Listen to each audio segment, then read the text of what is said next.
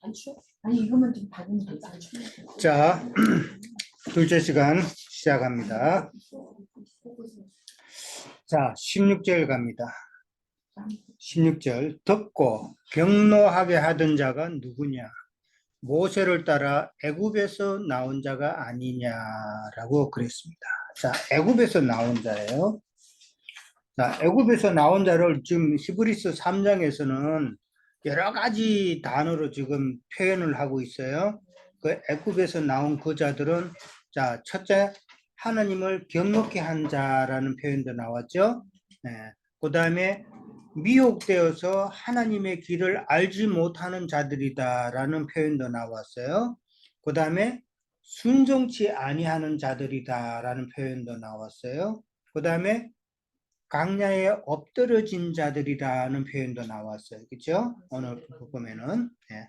그 다음에 그들은 안식에 들어가지 못한 자들이다라고 애굽에서 나온 자들을 갖다가 그렇게 표현을 했어요. 그러면 이 애굽에서 나온 자들은 무슨 의미예요? 그렇죠. 세상에서 나온 자들이단 말이에요. 그러니까 오늘날 우리가 영적으로 본다면은 이스라엘 백성뿐만 아니라 세상에서 살다가 하나님의 부르심을 받아서 이 믿음 세계 안으로 들어온 자들 말하는 거예요. 예.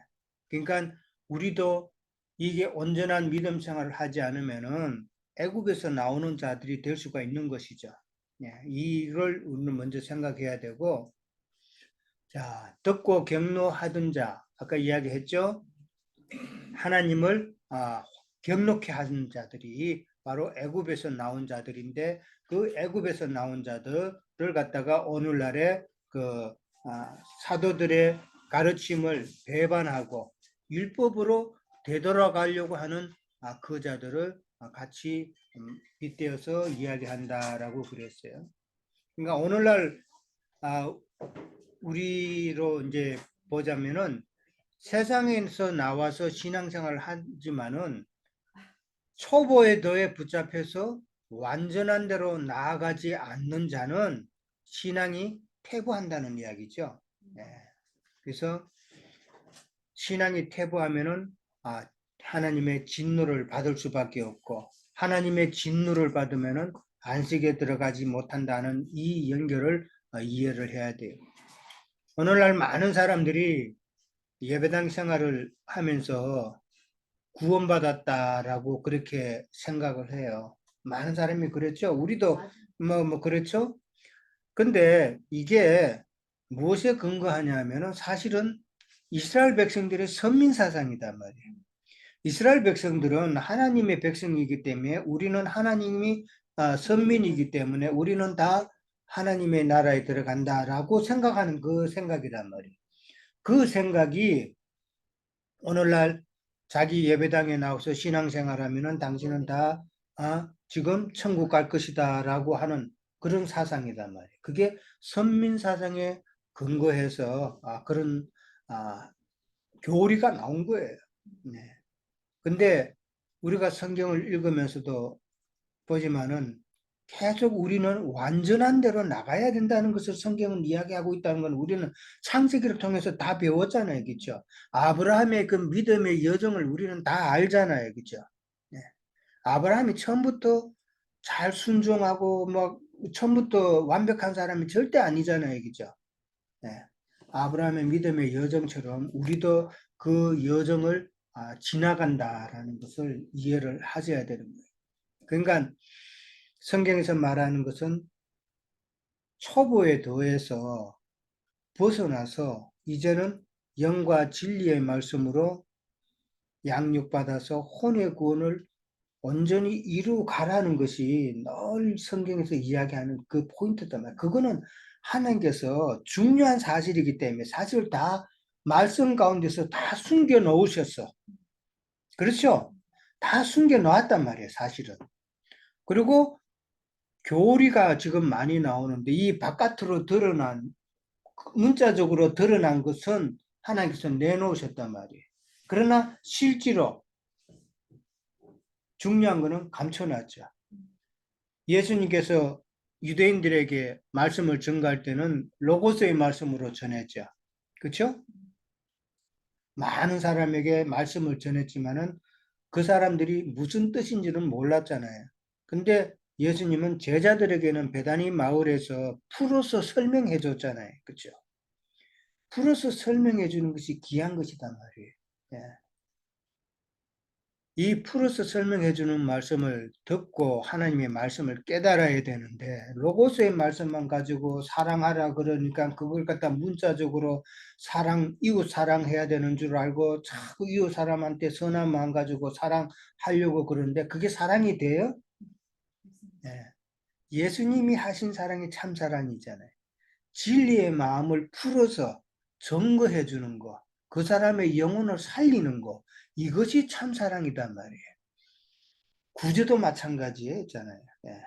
하나님의 말씀을 문자적으로 이해하고 그걸 갖다가 내 생활에 적용시키려고 그러고 내가 거룩한 사람이 되려고 그러고 이렇게 하는 것이 이거는 하나님을 대적하는 짓이단 말이에요. 왜? 하나님이 원하시는 참 뜻을 모르고 엉뚱한 길로 가는 것이기 때문에. 예. 그게 바로 가인의 제사지 않냐 하는 것이죠. 예. 이 비밀을 깨달아야 돼요. 예. 자, 17절 넘어갑니다. 또 하나님이 40년 동안 누구에게 노하셨느냐? 그들의 시체가 강야에 엎드러진 범죄한 자들이 아니냐라고 그러면서 엎드러진 시체라는 말이 나옵니다. 자, 이 엎드러진 시체는 누구예요? 이스라엘 광야에 있는 백성들이죠. 네. 출애굽한 이스라엘 백성들이잖아요. 강야에서 태어난 이스라엘 백성은 안 죽었어요. 그렇죠? 이게 참 하나님의 큰 비밀이에요. 그러면 출애굽에서 강야에서 죽은 사람은 무엇이고 강야에서 태어나서 가나안 땅에 들어간 사람은 무엇이냐 하는 것이죠. 이 비밀을 깨달아야 돼요. 그러면 출애굽에서 강야에서 죽은 자는 누구예요? 우리로 본다면은 우리의 옛사람이다. 옛사람. 사람은 항상 두 사람이에요. 내 안에 옛사람이 있고 나의 이 복음으로 인해서 내가 새롭게 거듭난 새 사람이 있단 말이에요. 네. 속사람이라고 그러고 겉사람이라고 그래요. 예. 그러면은 우리는 이 속사람이 참 살아서 가나안 땅에 들어가는 것이지 이 육은 죽고 후패하고 끝나는 거예요. 그런데 오늘날 소위 이단이라고 하는 많은 곳은 자꾸 육이 살아가지고 천년왕국에서 우리가 육신으로 살아서 영원히 산다는 이런 소리 하고 하는 것은 다 그거는 성경을 잘못 알고 있기 때문에 그런 거예요. 그런 게임수에 그거는 거짓말 한단 말이에요. 우리 육이 휴거돼서 산다. 우리 육신이 휴거되면 공중에 뭐 올라간다면 그 공중 높은 데 가면 그게 엄청 추운 데잖아요. 육이 추운 데 올라가면은 죽잖아요. 고통스럽잖아요. 그게 무슨 말이에요? 참, 이 육이 들림받아서 하늘 공간 어디에 뭐 가면은 그 별이 많이 없는 그 큰 공간이 있는데 거기에 다 뭐 우리가 뭐 간다 이딴 소리나 하고 있으면은 그건 성경을 몰라도 엄청 모르는 거잖아요. 왜? 이 육의 관점으로 자꾸 성경을 보기 때문에 그런 거예요. 우리는 하나님은 영이시기 때문에 하나님이 하신 말씀은 우리는 영으로 접근을 해야 하나님의 뜻을 알지 자꾸 육의 눈으로 문자적으로 접근하면 절대 하나님을 이 해결이 안 돼, 이거는. 자, 40년 동안 노했다 그랬어요. 우리 민수기 14장을 한번 찾아봅니다. 오늘 집에 가셔서 민수기 14장을 한 장을 다 읽으세요. 지금 사실 하나님께서 진노하셨다 그러는데 진노의 내용이 구약 어디냐면은 민수기 14장을 두고 하는 이야기예요. 민수기 14장. 이 민수기 14장은 백성들이 모세와 아론에게, 모세에게 지금 엄청 원망을 하는 내용이에요. 왜 원망을 하느냐면은 이스라엘 백성들이 출애굽해서 애굽에서 나와서 저기 밑에 시내산까지 올라갔다가 가데스 바네아까지 이제 올라갔어요. 거기가 어디냐면은 가나안 땅에 들어가기 전이에요. 예. 그러니까 하나님께서 이스라엘 백성을 인도해서 이제 출애굽시켜서 시내산에 머물게 하시고 거기서 율법을 받게 하시고 거기서 또 돌아가 시내반도 있죠. 시내반도가 이렇게 삼각형처럼 역삼각형처럼 생겼잖아요. 거기서 이제 위에서 시작해서 밑으로 갔다가 다시 오른쪽으로 이제 해서 올라가면은 거기가 가네스 바네아가 나오대요. 거기서 이제 조금 더 가면 이제 가나안 땅에 들어간단 말이에요. 그러면은 모세가 거기에 도착했을 때에 정탐꾼을 보냈죠. 우리가 잘 알죠? 몇 명 보냈어요? 정탐꾼을 보냈는데 그 나머지 그 모든 10명은 부정적으로 이야기했죠. 그 다음에 누가 두 사람은 여호수아와 갈렙. 이 두 사람은 어떻게 말했어요? 우리가 가면 된다라고 그랬잖아요.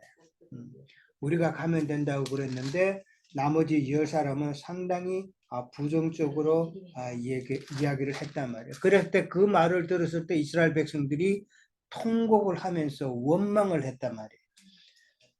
거기서 하나님께 화를 내신 거다. 그들의 그 원망이 하나님을 경록해 한 거다 말이에요.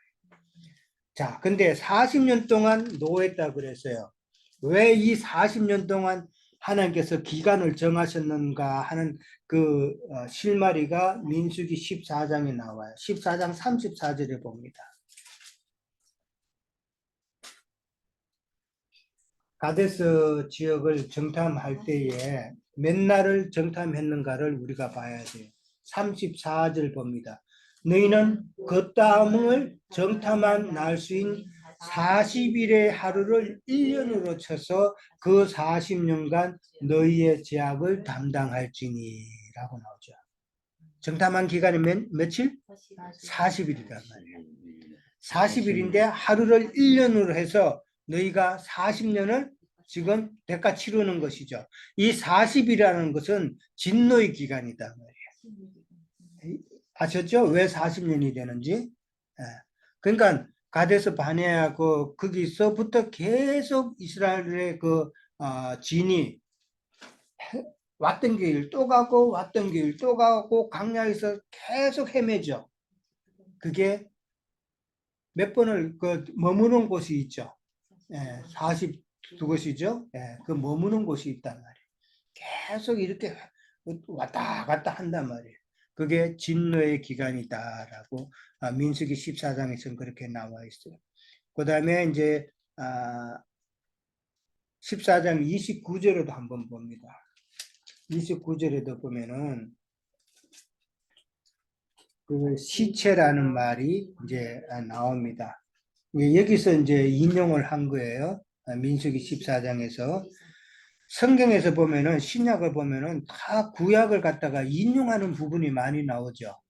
왜 인용을 자꾸 해서 구약의 선지자들이 했던 말, 구약의 모든 말씀을 자꾸 신약에서는 인용을 할까? 인용하시는 의미가 뭘까를 우리가 한번 생각해 봐야 돼요. 왜 그럴 것 같아요? 신약의 새 세대에 대한 그 과거를 비교하는 거죠. 비교. 그 다음에 또 같이 적용이 되니까. 적용이 되고. 이 말은 신약에서 구약의 모든 그 선지자들이 했던 말, 기록된 말을 자꾸 끄집어내서 신약에서 다시 이야기하는 것은 신약의 사도들이 지금 성경 말씀을 갖다가 이야기하는 것은 사도들의 개인 생각이 아니라 구약의 하나님께서 이미 하셨던 말씀이라는 것을 증거하는 것이란 말이에요. 그러니까 이거는 내가 하는 말이 아니라 하나님께서 이미 하셨던 말을 내가 다시 한번 더 증거한다. 이 의미로 우리는 이해를 해야 돼요. 그래서 자꾸 적용을 하는 거예요. 거기 보면은 14장 29절에 보면은 시체라는 단어가 나와요. 너희 시체가 이 광야에 엎드러질 것이다 라는 말을 17절에서 사도 바울이 똑같이 인용을 한 거란 말이에요. 그러니까 14장에 보면은 37절도 한번 가봅니다. 곧 그 땅에 대해서 악행한 자들, 그러니까 가나안 땅에 대해서 우리는 절대 못 들어간다고 악행했던 자들, 그들은 어떻게 한다고요? 여호와 앞에서 재앙으로 죽었다라고 표현을 했단 말이에요. 죽었고, 그 다음에 그 땅을 정탐하러 갔던 사람들 중에서 오직 눈의 아들 여호수아와 여분의 아들 갈렙은 생존하니라라고 이야기하고 있단 말이에요. 그러면 누구는 죽고 누구로 살았다라는 이야기란 말이에요. 자, 아까 강야에서 죽은 이야기가 나왔어요. 옛사람은 죽어야 되는 것이고 그 다음에 새 사람은 살아난다는 그 이야기단 말이에요. 이해됐어요? 네. 이 사실을 우리는 이해를 해야 돼요. 그러니까 광야 생활을 한다는 것이 무엇인지, 왜 광야에서 그들은 다 죽었는지, 죽은 자들은 우리의 옛사람은 다 죽어야 된다는 것을 성경을 통해서 말씀하고 있는 거예요. 우리의 옛사람이 살아서 가나안 땅에 들어갈 수는 없어요. 왜? 하나님은 거룩하신 분이니까. 지난번에도 이야기했죠? 에스겔이 본 그 성전에는 박석 깔린 땅이라고 그랬어요. 이 돌 깔린 땅이라면 요즘 말하면 대리석 깔린 거. 왜 대리석을 깔아요? 땅에서 흙이 올라오면 안 된다는 이 말이에요. 흙이 올라온다는 말은 세상 것이 올라오면 안 되는 곳이란 말이에요. 거기는. 에스겔이 본 그 성전은 이 땅에 세워지지 않은 성전이에요. 그 말은 우리가 장차 가야 될 거룩한 성 새 예루살렘에 대한 내용이란 말이에요. 그 성에 들어갈 자가 어떠한 자들이고 그 성은 어떠한 곳인가를 설명하는 것이단 말이에요. 그 성은 돌 깔린 곳이라는 것, 세상 것을 가지고는 들어갈 수가 없는 곳이라는 이 말이단 말이에요. 그 말이 바로 강야에서 옛사람의 성분을 가지고는 안식에 못 들어간다는 이 말하고 연결이 되죠. 네, 그렇게 우리는 연결을 하셔야 돼요. 성경은 이렇게 다 비밀이단 말이에요. 그 비밀을 우리는 풀어서 영어로 하나님의 뜻을 깨달아야 되는 거죠. 자, 그 다음에 이제 집에 가서서 14장 그 내용을 전체적으로 한번 보세요. 보셔야 되고, 그 다음에 강야에서 태어난 자라는 말은 옛사람은 죽고 새 사람이 된 자를 상징하잖아요. 강야에서 태어난 자들이 가나안 땅에 들어갔죠. 그 말은 우리가 새 사람으로 태어나지 않으면은, 거듭나지 않으면은 우리는 가나안 땅에 못 들어간다는 하나님의 뜻이단 말이에요. 그것을 잘 이해를 하셔야 됩니다. 참 우리가 속사람이 변화된다는 말은 우리의 죽었던 양심이 살아나는 거예요. 우리의 죽었던 양심이 살아나는 것은 생명의 말씀밖에는 없어요. 내가 아무리 열심히 봉사하고 종교생활을 하고 거룩하고 이래도 그거는 이룰 수가 없는 거예요. 그 사람이 변화되는 것을 많은 사람들은 소원을 하고 신앙생활을 해요. 그렇죠? 이 그 사람은 내가 보면 참 우리가 어떤 사람을 만날 때에 그 사람 참 성품이 좋다, 참 본받고 싶다 하는 이런 사람들 많죠? 그 사람을 봤을 때에. 근데 진짜 몰라요. 근데 그 사람도 미숫가루 한 잔 태워서 먹을 때에 희저면은 다 떠오르죠. 근데 한참 지나고 나면은 거기에 이제 미숫가루 다 가라앉죠. 그러면 위에 것만 봐가지고 그 사람을 모른단 말이에요. 다 희저면은 그 사람이 어떤 사람이라는 거 다 나타나잖아요. 이게 부지깽이 짓 하는 거죠. 그러니까 그 사람이 거룩하고 그 사람이 참 좋은 사람이라고 하는 것은 어떻게 보면 그 사람이 타고난 성품일 수가 있는 거잖아요. 타고난 성품이 그렇지만은 그러나 그 사람의 속은 한번 뒤집어 보면은 다 이 사람이나 저 사람이나 니나 내나 다 똑같아. 왜? 우리는 헬과 육을 가진 존재이기 때문에 그런 거예요. 흙으로 지은 자기 때문에. 흙으로 지었다는 의미를 말씀드렸죠. 흙은 우리가 생각하는 황토 흙이 아니라 붉은 흙이단 말이에요. 그 말은 우리가 헬과 육을 다 가진 존재라는 말이잖아요. 근데 많은 사람들은 이 그 사람이 변화되는 것에 참 이게 관심을 둬요. 내가 예수를 믿음으로써 내가 좀 거룩해지고 내가 좀 선해지고 착해지고 우리가 애들을 이제 놓으면은 애들을 이름도 좀 나중에 선하게 살아라고 착하게 살아라고 하나님 은혜 가운데 있으라고 하는 그런 이름으로 다 짓죠. 그렇잖아요. 저도 우리 아들 이름을 지을 때 저스틴이라고 지었어요. 저스틴이라면 좀 저스티스, 정의로운 그런 험한 세상에서 좀 올바르게 살아라는 그런 의미로 아들한테 난 저스틴이라는 이름을 지어줬단 말이에요. 그런 마음이 우리는 있잖아요. 그래서 교회도 데려가서 신앙생활 하게 하고 그러잖아요. 그 왜 그래요? 좀 선한 사람이 되라고 하는 것이죠. 예. 근데 그 애들한테 네가 나중에 신앙생활을 어떻게 하고 참 뭐 진리의 말씀을 해서 속 사람이 거듭 이런 목적을 가지고 하지는 않잖아요.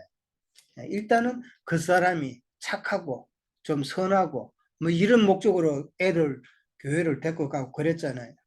근데 많은 사람들이 의외로 이 함정에 빠진다는 거예요. 우리가 예수 믿는 목적이 참 신앙생활하는 목적이 하나님 말씀을 가져가 내가 내 생활에 적용을 해서 내가 거룩하게 되고 내가 착한 일도 하고 선한 사람 되어서 또 남 구제도 좀 해주고 이러한 쪽으로 포커스를 맞춰서 나가는 것이 참 우리가 믿는다라고 생각한 그런 사람들 엄청 많아요.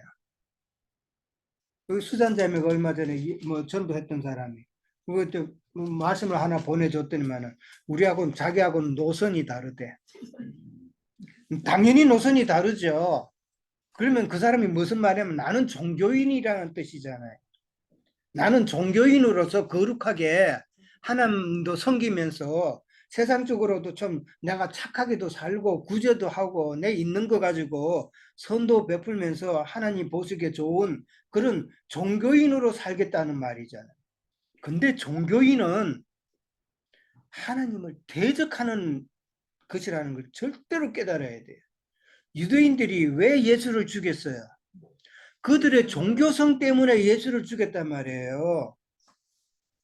그들은 예수님은 그래서 그들에게 그들의 그 가식된 거, 종교성을 갖다가 지적을 했잖아요. 너희는 마귀가 너희 애비라 그랬잖아요.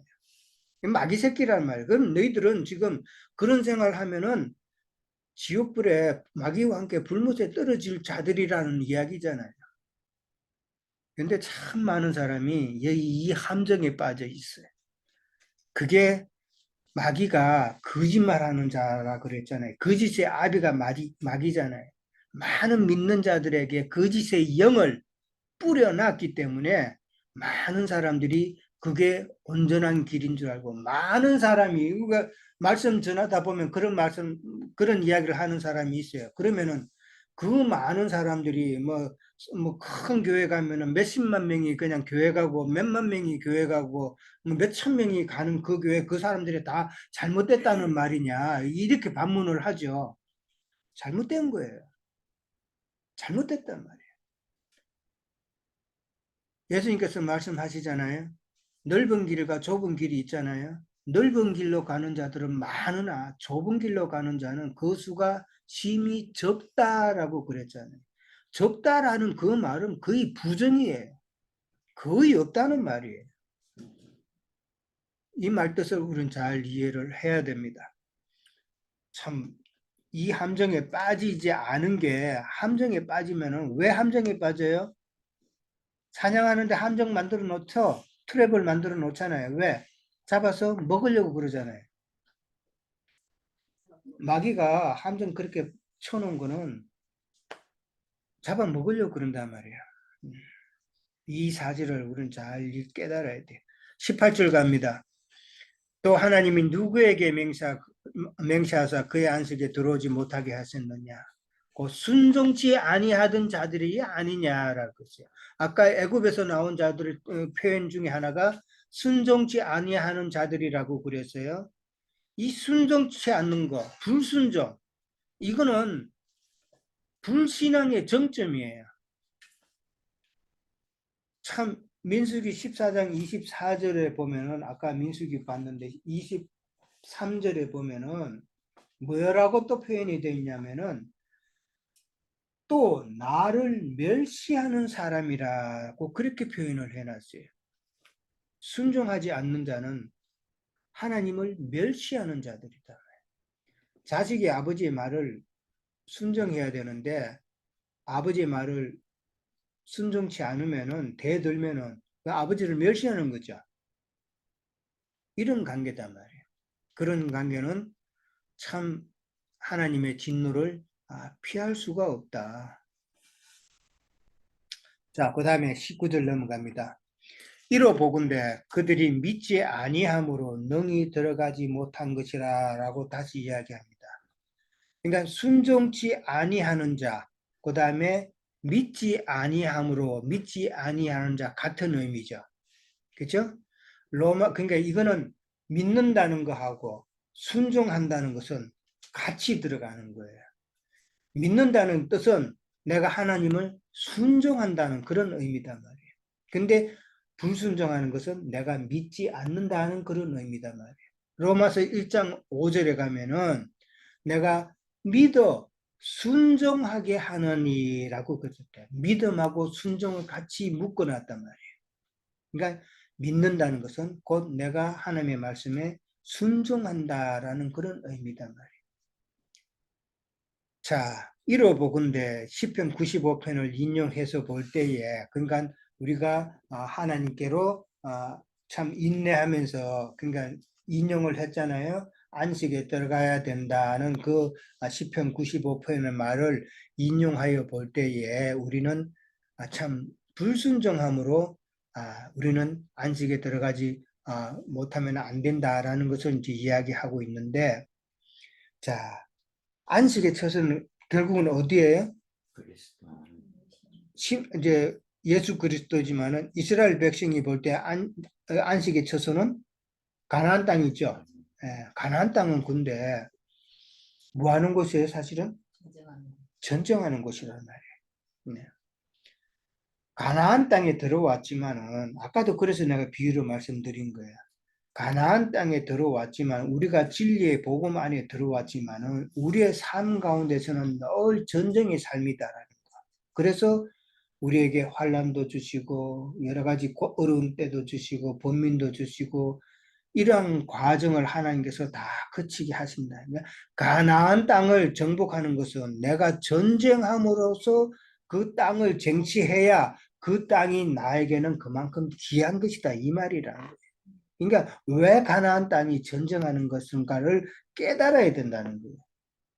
그래서 아까 처음에 말씀드린 거 이해를 하셨죠? 예. 근데 하나님의 안식은 언제 우리가 얻어야 돼요? 하나님의 안식에 대한 거 한번 생각해 보셨어요? 예, 그 과정이 있고 때가 있죠. 첫째는 우리가 이 교회 생활을 실행하는 동안에 우리는 안식을 누려야 돼요.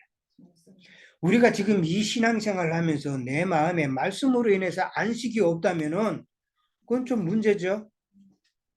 내가 예배당 생활하면서 깨닫지 못했던 하나님의 말씀을 내가 이렇게 영적으로 깨달으면은 그 깨달음으로 인해서 내게 안식으로 나타나야 되는 거예요. 그 말씀이 안식의 말씀이 없다면은 성경을 지금 잘못 깨닫고 있는 거예요. 잘못 이해하고 있는 거예요. 잘못 이해하는 것은 내가 세상 것을 아직 추구하고자 하는 그런 미혹된 마음이 있다는 말이잖아요. 그거 다 내려놔야 돼요. 네. 근본적으로 싹 바꿔야 돼.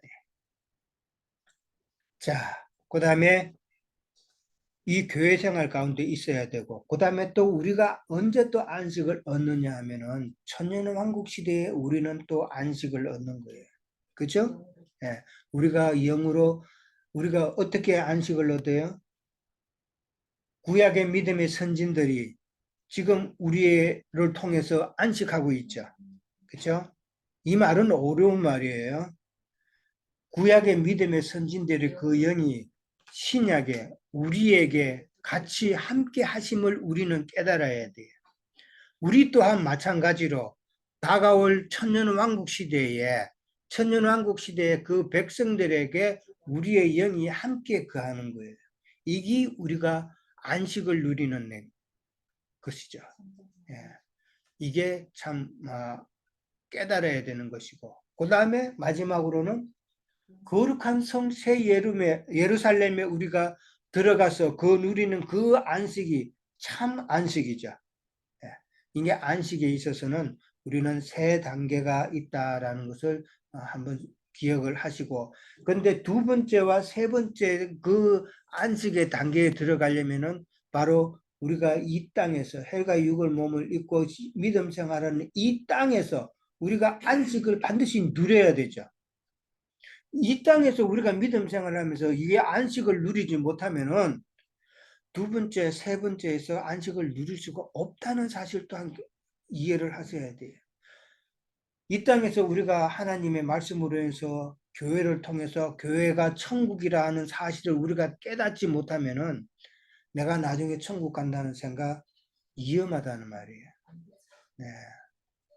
우리가 믿음 생활하는 동안에 우리는 이 모든 것을 이루어야 된다는 말이에요. 그리고 또 안식도 지난번에도 말씀드렸지만 이 레벨이 다른 거예요. 사도 바울이 느끼는 그 안식과 다른 그 믿음의 선진들, 백성만 된 자들과의 그 안식이 서로 똑같겠냐는 것이죠. 어떻게 생각하세요? 믿음의 척도에 따라서 다르죠. 다르겠죠. 그래야 공의로운 하나님이다 말이에요. 세상도 호텔도 뭐 5성급 호텔이 있고, 저는 아직 한번 그런 데 가보지도 못했는데 5성급 호텔이 있고 그 다음에 별 2개, 3개짜리 호텔이 있죠. 차이가 천지죠.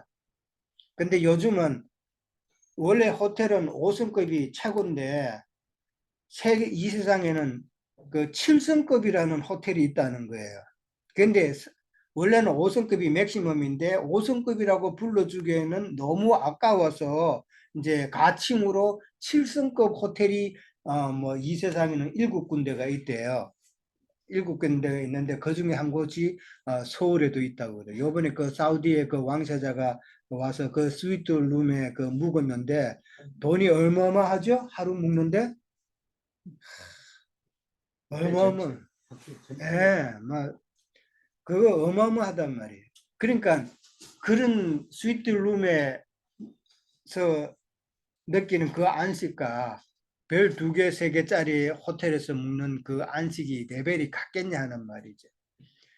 거룩한 성 새 예루살렘에도 바깥들에 방들이 있어요. 그 방들이 있다는 말은 바깥들의 방들은 백성만 된 자들의 방이에요. 그 방에 있는 자들과 그 다음에 성전 안뜰에 들어가서 그 골방이 있고 그 다음에 제사장의 방이 있어요. 그 방에 거하는 자들과는 그리스도를 누리는 그 누림이 다르다 이 말이에요. 예. 그 제사장들이 머무는 그 방에 있는 자들은 지성물을 먹는다 그랬어요. 그러니까 바깥들이 있는 자들은 지성물을 못 먹어요. 그냥 그리스도를 그냥 누리는 거, 혼적으로 누리는 것도 포함될 수 있을 거예요. 영으로 누리지만 지성물을 완전한 제사장만 먹을 수 있는 참 지극히 영화로운 그 보배의 말씀은 못 먹는단 말이에요. 이런 사실을 우리는 알고 참 잘 안식에 들어가더라도 우리는 참 7성급 호텔에 들어가는 그런 안식을 누리시기를 바랍니다. 우리가 이 세상에서 왜 참 안식을 못 누리고 아까도 이야기했지만은 참 번민하고 뭐 이런 생활이 자꾸 우리에게 임해요. 내가 어떤 면에서는 세상을 통해서 아직도 놓지 못하는 끈이 있다는 거예요. 우리는 그 끈을 놓아야 돼요. 어떤 면에서는. 사도 바울이 뭐라 그랬어요? 빌립보서 4장 12절에서 13절에 보면은 우리가 잘 알듯이 사도 바울은 내게 능력 주시는 자 안에서 내가 모든 것을 할 수 있다라고 고백했죠. 이 말씀을 세상 교회에서는 하나님이 우리와 함께 하시면은 세상적으로 불가능해도 우리가 뭐든지 다 이룰 수 있다고 그렇게 설명을 하죠. 그러나 그게 아니죠. 사도 바울이 말하는 그 능력이라는 게 무슨 능력이에요? 사도 바울은 내가 비천에 처할 줄도 알고 내가 풍부에 처할 줄도 알고 어떠한 행편이 있든지 간에 나는 그 일체의 비결을 배웠다라고 그랬어요. 이것이 어떠한 행편에 있든지 간에 나는 하나님으로 인해서 만족하고 평안한 가운데 있을 수 있다고 하는 고백이단 말이에요. 이게 바울 사도에게서는 능력이다라고 이야기했어요. 이 능력을 우리도 소유해야 돼요. 이 능력을 소유한다는 말은 내가 어떠한 행편이 있든지 어떠한 어려운 가운데 있든지 그걸로 인해서 내가 스트레스 받지 않고 참 하나님의 말씀으로 인해서 그 모든 것을 극복할 수 있는 일체의 비결을 배우는 깨달은 이것이 내게 능력이 되어야 된단 말이에요. 이 능력을 우리는 다 가지시길 바랍니다. 그래야 우리 믿음 생활을 할 때에 참 진리의 말씀도 가졌고 보물도 가졌지만은 그 하나님께서 주시는 그 시험을 우리는 그 능력으로 잘 감당할 수가 있다라는 것을 꼭 인식을 하시기 바랍니다. 오늘 여기까지 합니다. 예. 자, 여기까지입니다.